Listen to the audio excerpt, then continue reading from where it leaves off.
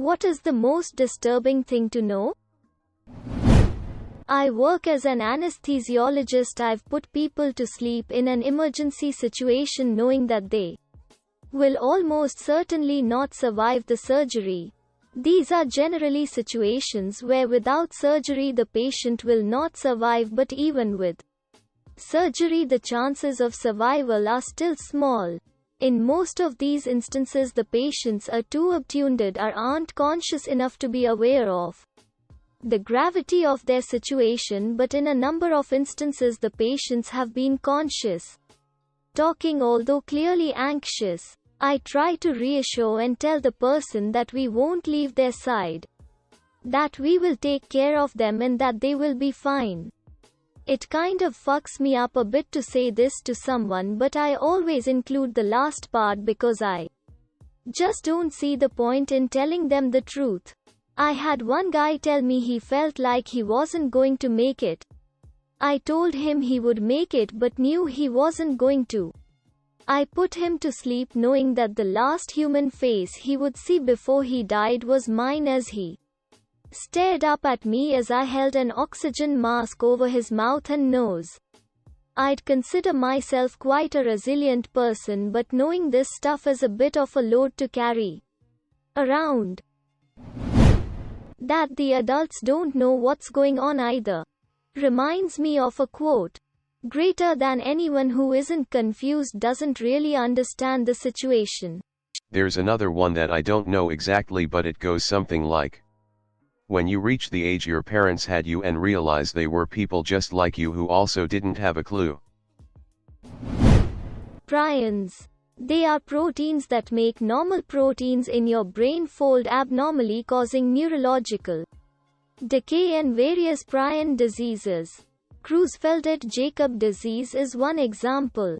CJD may occur spontaneously, be inherited, or be transmitted by contact with infected tissue, such as during a transplant or from eating contaminated meat.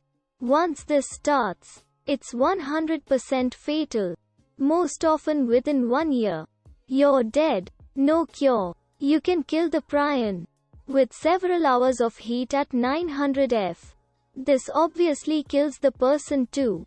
Thankfully it's rare. Less than 1,000 cases per year in the US. Still scares the shit out of me. Edit. I've never met anyone who had this, or anyone with a family member that had this. But so many responses here are sharing their experiences. Thank you for your stories. And I'm sorry for your loss.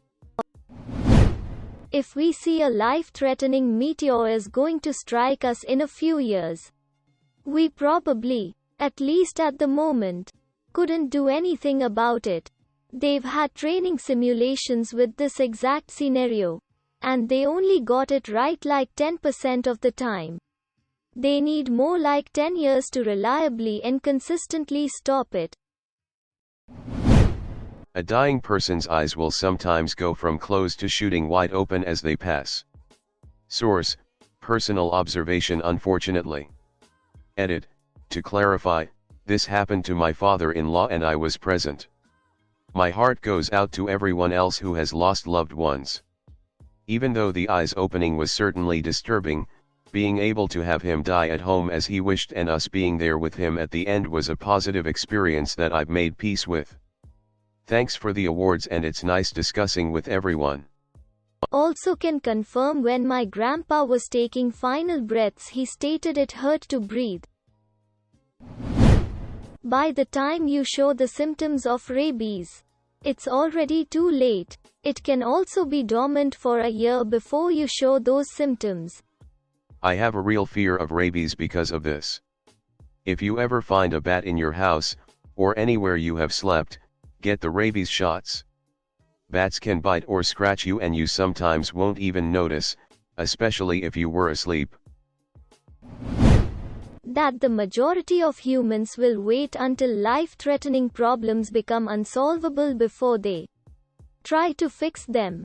I think that's my call to talk to my doctor about my bleeding anus.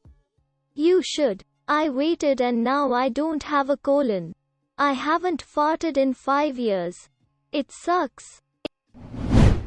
Early childhood malnutrition, between ages 0 to 5, causes irreversible loss of IQ, 11 to 20 points, and predisposes people to higher levels of violence.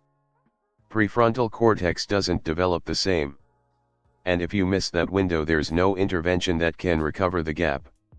I live in South Africa, highest Gini coefficient in the world, highest unemployment, third highest violent crime rate, one of the worst education systems in the world, and it fucking keeps me up at night.